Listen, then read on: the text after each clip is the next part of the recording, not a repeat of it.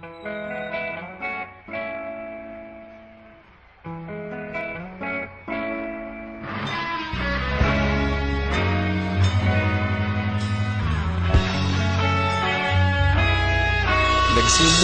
ang lahat sa eskwela, nagsama-samang 12 sa kalokohan at sa tuksuhan, hindi maawat sa isa't isa.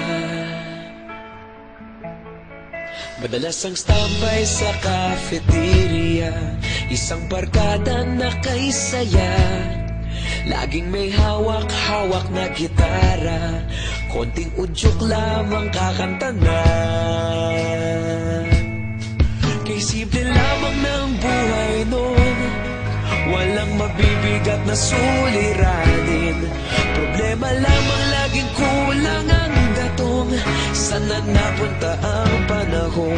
Sana nga ba? Sana nga ba? Sana napunta ang panahon? Sana nga ba? Sana nga ba? Sana napunta ang panahon? Sa unang ligaw kayo'y magkasama, magkasabwat sa pambobola. Walang sikreto kayong tinatago, okay sarap ng samahang barkada. Nagkawatakan na sa kolehiyo, kanya-kanya na ang nilakaran. Kahit minsanan na lang kung magkita, pagkakaibigay hindi nawala. At kung saan na napadpad ang ilan, sa dating eskwela meron ding naiwan. Meron pa ng mga ilang nawala na lang, nakakamiss ang dating samahan. Sana nga ba? Sana nga ba? Sana nga bang barkada ngayon? Sana nga ba?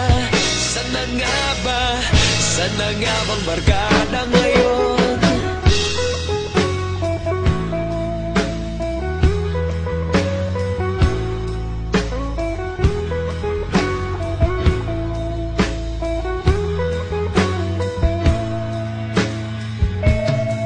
Ilang taon din ang nakalipas, wala pa sa aming tatay na nagsusumikap upang yumaman at kuminhawang kinabukasan.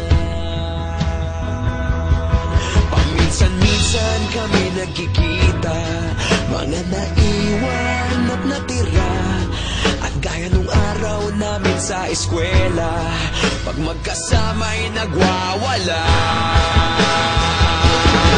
Nakakahirap malimutan ang saya ng aming samahan.